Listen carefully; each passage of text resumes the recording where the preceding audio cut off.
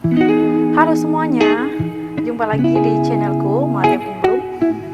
Sebelumnya di channel ini aku membahas tentang bukan sebelumnya ya, di channel ini aku membahas tentang self help, tentang penyembuhan diri, tentang bagaimana survive, tentang pengembangan diri, dan masih banyak hal menarik lainnya. So stay tune, pastikan kamu menonton video ini sampai selesai. Kali ini aku akan membahas tentang 10 hal yang merubah hidupmu. Tentunya dalam hidup ini sometimes atau kadang-kadang kita ngerasa kita tuh stuck dalam satu keadaan tertentu. Kenapa ya hidup saya tuh begini-begini aja dan gak banyak perubahan. Sementara orang lain atau teman-teman di sekitar kita atau lingkungan kita, mereka udah mencapai sesuatu dalam umur tertentu. Misalkan mereka umur 30 udah mencapai ini dan itu, atau umur 25 sudah mencapai ini dan itu. Sementara kita ngerasa, kenapa ya, kita tuh masih di sini-sini aja. Nah, kalau kamu merasa demikian, kamu nggak sendirian.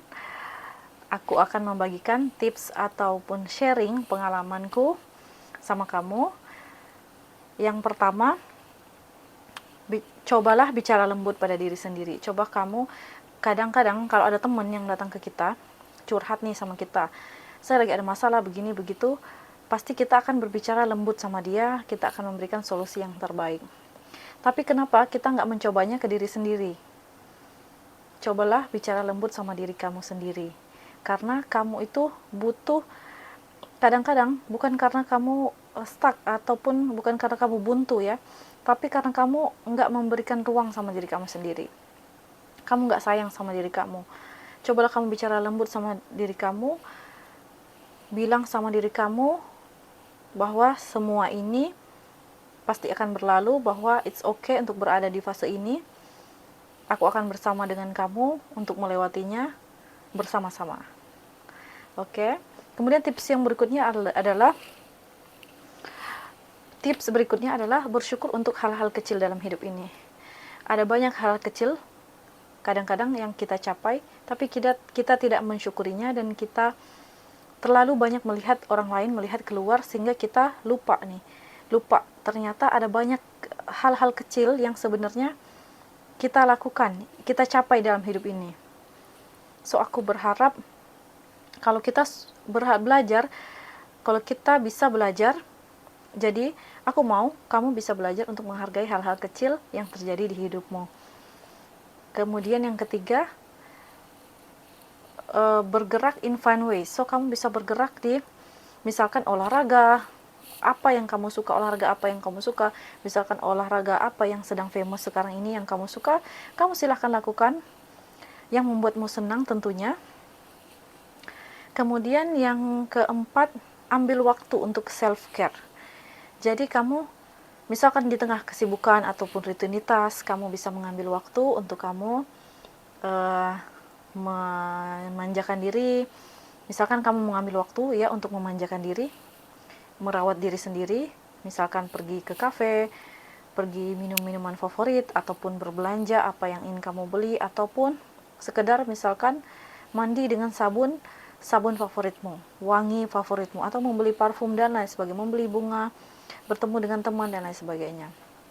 Self care itu nggak harus tentang diri kita sendiri ya, artinya apa yang membuat kamu senang saat itu, apa yang membuat kamu tuh merasa peduli pada dirimu. Mungkin kamu butuh teman ngobrol dan lain-lain, butuh teman bicara, butuh teman curhat, kamu bisa pergi ke teman kamu minta saran, ataupun kamu sekedar cerita untuk meluahkan isi hati kamu.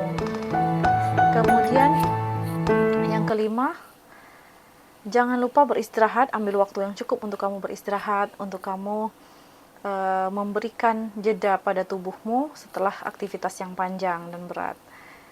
Terus yang keenam, jangan lupa senyum, berdoa, dan bersyukur.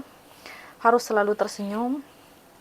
Mungkin gak di semua situasi, tapi seenggaknya kamu coba senyum pada diri kamu sendiri dulu sebelum kamu coba senyum ke orang lain. Karena diri kita juga butuh untuk disayangi, untuk disenyumin, untuk dihargai. Jadi tubuh kita ini akan memberikan alarm bahwa kalau kita senyum pada diri sendiri, itu akan memberikan sinyal bahwa tanda kita menghargai diri kita sendiri. Kemudian perbanyak bersyukur, tentunya ada banyak hal-hal yang terjadi dalam hidup ini. Kadang-kadang ada sesuatu hal yang nggak kita inginkan, tapi tetap harus kita syukuri, karena nggak semua apa yang kita inginkan tuh bisa terjadi. Sometimes sebaliknya, tapi tetap kita harus bersyukur dengan situasi yang ada. Kemudian kalau kamu marah ataupun mungkin ada hal-hal yang terjadi di luar kontrol kamu harus cepat memaafkan keadaan, memaafkan diri kamu sendiri, ataupun memaafkan orang lain yang bersalah pada kamu.